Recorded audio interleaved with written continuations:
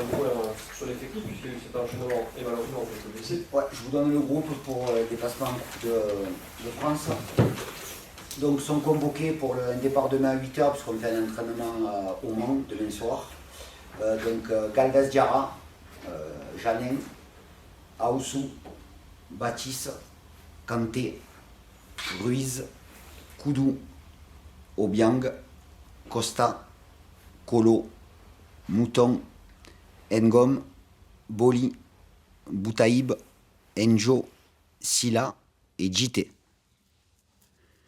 La première de Costa, donc. Exactement. Ouais. J'ai convoqué 17 joueurs.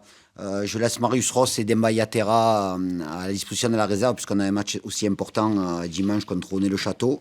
Et donc, on partira à 17. Son repos ce week-end, Camara, CV et Dalmeda, pour une fatigue accumulée. Il y a des nouvelles rassurantes de Steve Besnard, qui a passé un IRM où il y a une lésion pas très grave, donc on espère le récupérer mercredi ou jeudi prochain. Mons Baswamina a une douleur au mollet, il y a une petite lésion, donc pareil, on espère vraiment le récupérer, pareil comme Steve, mercredi ou jeudi. Et Shairi, Perengal doivent reprendre l'entraînement. Ils ont repris la course aujourd'hui, donc on devrait les récupérer en début de semaine. Et Kenji Boto doit rentrer de réunion ce week-end. Voilà un peu le point sur le groupe. Il y a quand même des nouvelles un peu rassurantes. Oui. Après, bien sûr que dans la période où on est, on savait qu'on ne sortirait pas indemne de ce tunnel de match, puisqu'il y a encore un match ce week-end.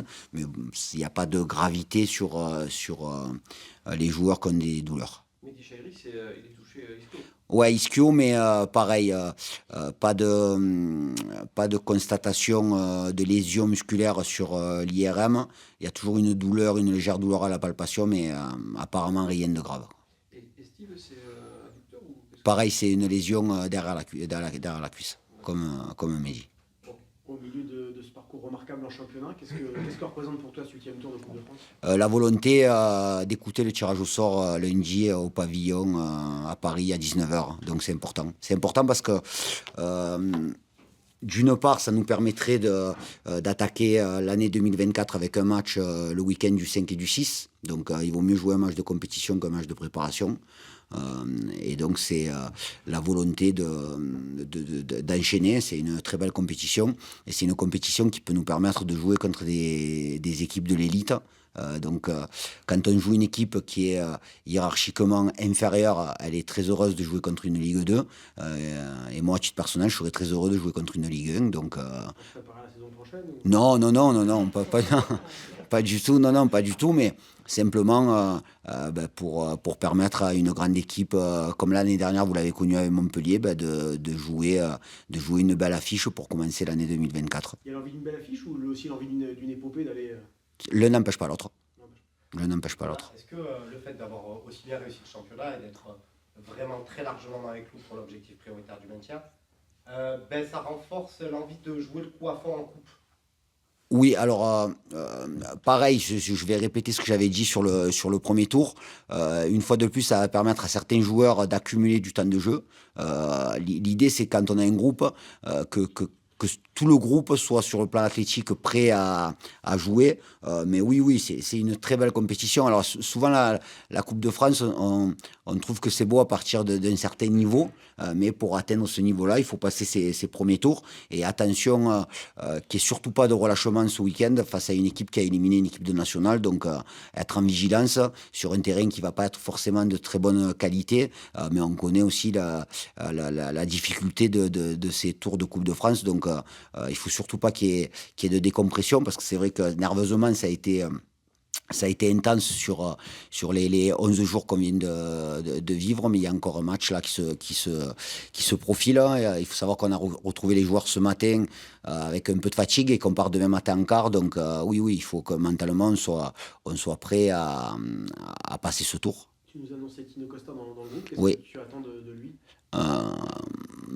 Déjà, il clôture sa première semaine avec le groupe, puisqu'il a participé à toutes les séances. Donc, effectivement, c'était pas des séances avec beaucoup d'intensité sur la durée, puisqu'on avait des matchs à répétition.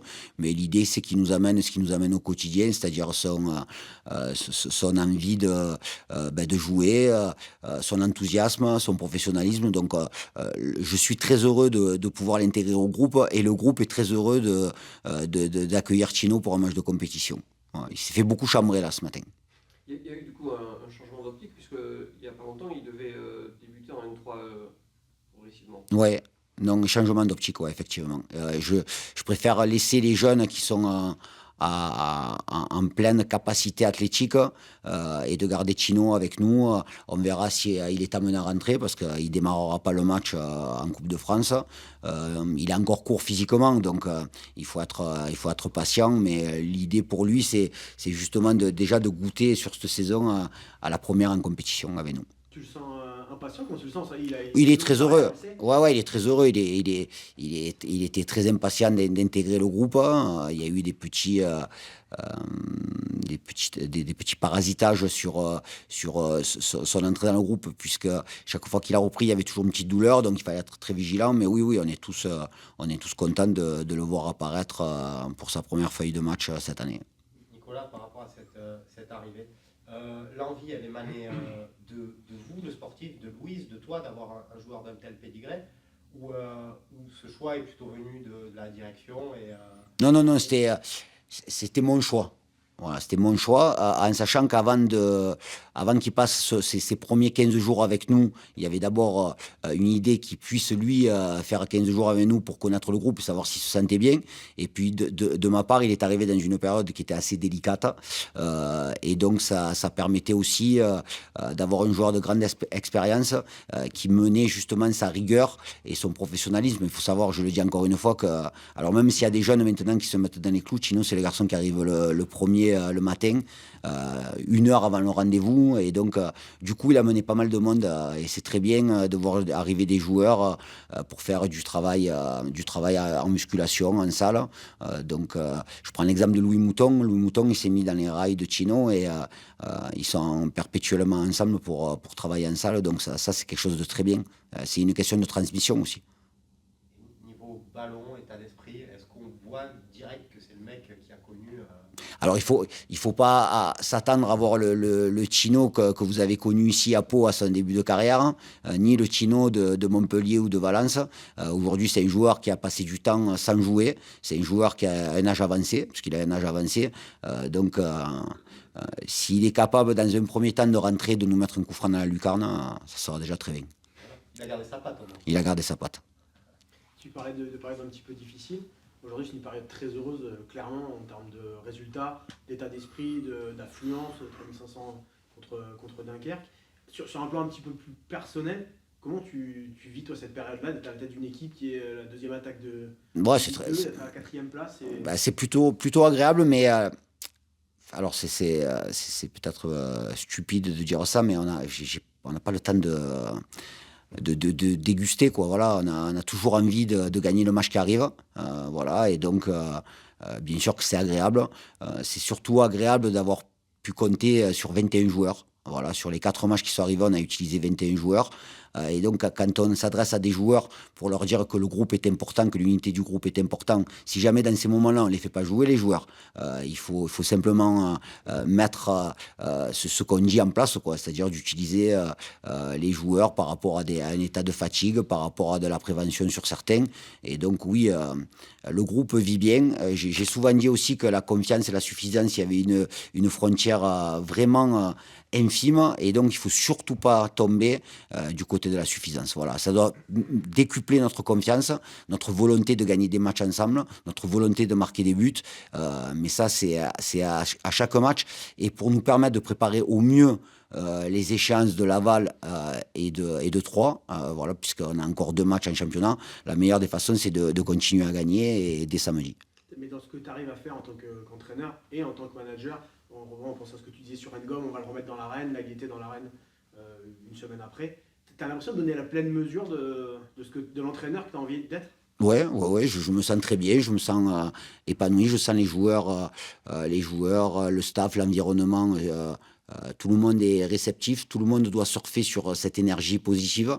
Alors quand je dis tout le monde, c'est pas simplement le staff et les joueurs, mais l'ensemble du club. Voilà, c'est un club qui est très dynamique.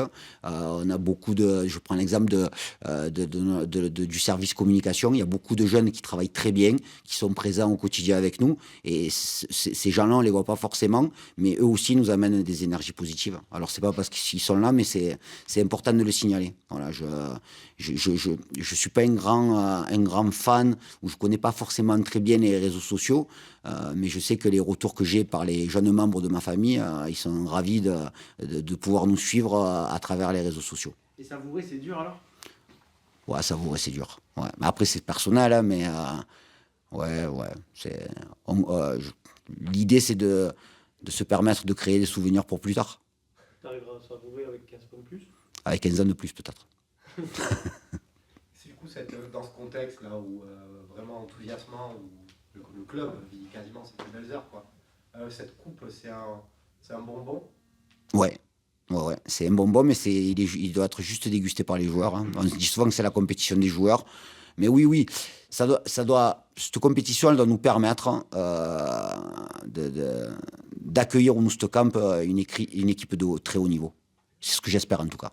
Voilà, exactement. J'ai pas retenu sur le groupe si Ralid y était. Oui, Ralid est là puisqu'il revient de suspension. Et donc, l'idée, c'est que Ralid, il démarrera le match, il va jouer puisqu'il n'a pas joué pendant 2 matchs. Et donc, on récupère Ralid et je suis très, très content de le récupérer. Mons a une douleur, donc il ne sera pas dans le groupe. Moussa Silla, on verra si on le fait démarrer, mais Moussa a joué tous les matchs. Sur les 4 derniers matchs, il a joué tous les matchs titulaires et il a fait certainement son meilleur match, le 4e. Sur le plan même, sur ses données athlétiques, c'est un garçon qui a réalisé un nombre incalculable de sprints. Il est à 11 km 4 sur le dernier match. Et donc oui, on parle souvent de répétition de match, mais il y a des joueurs qui sont de mieux en mieux. Au plus ils jouent, au plus ils sont bien. Donc c'est le cas de Moussa. L'absence de Ralid, justement, elle a permis à Mons, avant-centre, mais ça a déjà été le cas, Moussa là l'était. Finalement, tu te rends compte que tu as même 3 numéros 9 aujourd'hui. Oui, mais il y a Yonis Enjo aussi qu'on peut faire jouer aussi en pointe.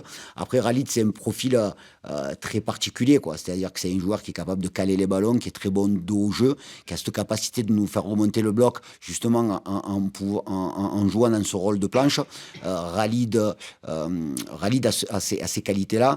Mons, Moussa et Yonis ont d'autres qualités. C'est plus de la vitesse, de la prise de profondeur, même si Moussa est capable aussi de jouer dos au jeu, mais c'est des profils différents. Un profil comme Ralid, on n'en a qu'un dans ce morphotype-là.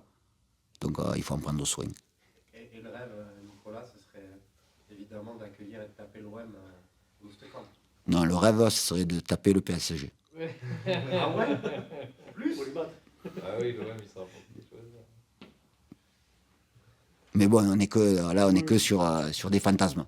Il faut battre le JS Koulen d'abord, qui a gagné son dernier match de championnat 4-3 la semaine dernière, donc vigilance. Alors, vous avez joué sur leur stade, qui est un petit stade. Du coup, la main courante avec des spectateurs, tout ça, le contexte, ça change pour les joueurs. Oui, ça change, mais on a connu ça à Choré au tour précédent, puisque c'était le même environnement et le même contexte. Donc oui, c'est toujours des matchs difficiles. La qualité du terrain, un adversaire qui va être surmotivé, et c'est tout à fait normal. Et puis c'est un adversaire qui a battu une équipe de nationale. On connaît la valeur des équipes de nationale. Et donc, ils ont réussi à battre Cholet dans le temps réglementaire, avant la séance des tirs au but. Donc oui, et méfiance absolue, mais on connaît cette compétition, donc attention. Ouais. Il y a un autre truc qui est intéressant sur l'unité de ton équipe, c'est la faculté que tu as eue à faire tourner le brassard entre Henri, Xavier, Antoine. Là, ça va être Antoine du coup qui va le conserver. S'il démarre le match, oui, ce sera Antoine. Ouais. Oui, c'est. Alors, en sachant que si un jour ils sont amenés à démarrer tous les 3, ça sera Antoine le capitaine, puisque c'est le capitaine historique depuis quelques années. Mais oui, c'est les 3 capitaines, effectivement. Donc, oui, c'est. Ça aussi, c'est un atout de pouvoir. Oui, c'est un atout parce que même dans le capitanat, on pourrait parler de Ralid aussi, on pourrait parler de Ousmane Kanté. Enfin, on a des joueurs d'expérience, Obi, donc c'est très bien d'avoir ces joueurs-là pour avoir ce rôle de leader. Nicolas nous disait qu'il voulait défier le PSG en 32e. Tu commences à y penser toi aussi au 32e? Non, déjà, on a un match samedi, avant de passer au 30... C'est les combien? C'est les 32e, ouais. Avant de passer au 32e, faut d'abord passer ce tour. Ça va pas être un match facile. On connaît la Coupe de France, on a déjà tous eu des mauvaises expériences. Donc il va falloir prendre ce match très au sérieux et passer ce tour. Vous êtes ultra favori sur la hiérarchie en tout cas. Comment tu l'abordes ce statut-là? Que sur la hiérarchie. Après, la Coupe de France, on sait que pour moi, il n'y a pas vraiment de favori. Si on ne respecte pas l'adversaire, on va passer à côté du match et on va se faire éliminer. Donc on va prendre ce match comme un match de championnat et mettre tous les ingrédients pour passer. Ça représente quoi pour toi la Coupe de France au milieu de cette saison qui, en championnat, est absolument magnifique? C'est important, c'est important. Déjà, la Coupe de France, ça permet aussi aux joueurs qui ont un peu moins de temps de jeu de pouvoir s'exprimer. Et c'est important d'aller loin. Je pense que pour le club, c'est une belle compétition. Donc voilà, on s'est dit entre nous que voilà, on voulait aller le plus loin possible. Et c'est ce qu'on va essayer de faire. Tu as été à titre personnel décisif contre Grenoble. Là, encore une fois décisif, tu vas chercher le corner, puis le penalty. Comment tu vis cette période d'un point de vue un peu plus individuel? Non, c'est bien. Ça récompense un peu le travail que je fais depuis un certain moment. Et puis j'essaie de me mettre au service du collectif. Quand le coach il fait appel à moi, il me donne la chance de jouer. J'essaie de donner le maximum et d'être le plus performant possible. Tu as l'impression de vivre un petit peu je sais pas, une forme de revanche, comment tu le vis, mais tu as été contrarié pas mal par les blessures. Tu dis que tu es en train de faire basculer les choses du bon côté? C'est une revanche, non. J'ai vécu un début de saison compliqué. Voilà, je me suis blessé, ça a pris un peu de temps. Il a fallu un peu de temps pour que je revienne aussi à mon niveau, déjà aux entraînements. Et franchement, maintenant, je me sens bien, je suis de retour, je me sens bien, prêt à aider l'équipe. Et comme j'ai dit, quand le coach il fait appel à moi, j'essaie d'être le plus performant possible et apporter toutes mes qualités pour aider l'équipe. Et en ce moment, ça se passe un peu mieux. Mais voilà, c'est rien encore, il faut continuer à travailler encore pour faire encore plus. Tu as ta polyvalence comme atout aussi. Tu peux être utilisé dans différents systèmes et différentes options. Vous en avez parlé un petit peu avec ça de Nicolas Avec le coach, ouais, il sait que je peux jouer à plusieurs positions. Après, bien sûr, j'ai des positions préférentielles, mais il sait qu'à tout moment, s'il doit m'utiliser, que ce soit en piston, ou au milieu de terrain ou ailier droit, il sait que je vais répondre présent. Donc sur ça, on en a déjà discuté. Et moi, ça ne me pose pas de soucis. S'il faut aider l'équipe n'importe où, voilà, je le ferai parce que c'est pour le bien de tout le monde. Toi, tu vois vraiment ça comme une force aujourd'hui? Ouais, c'est une force. Je pense que, en tout cas, moi, je le vois comme ça.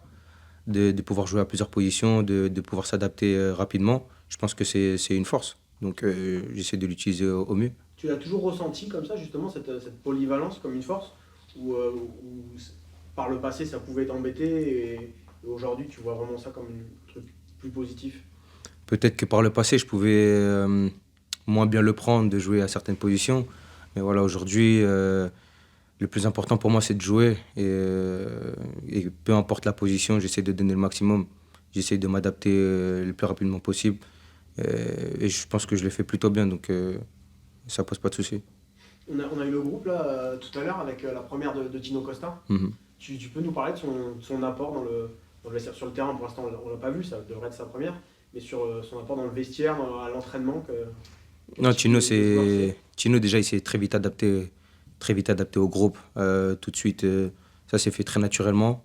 Et en dehors du terrain, c'est quelqu'un de vraiment très, très gentil.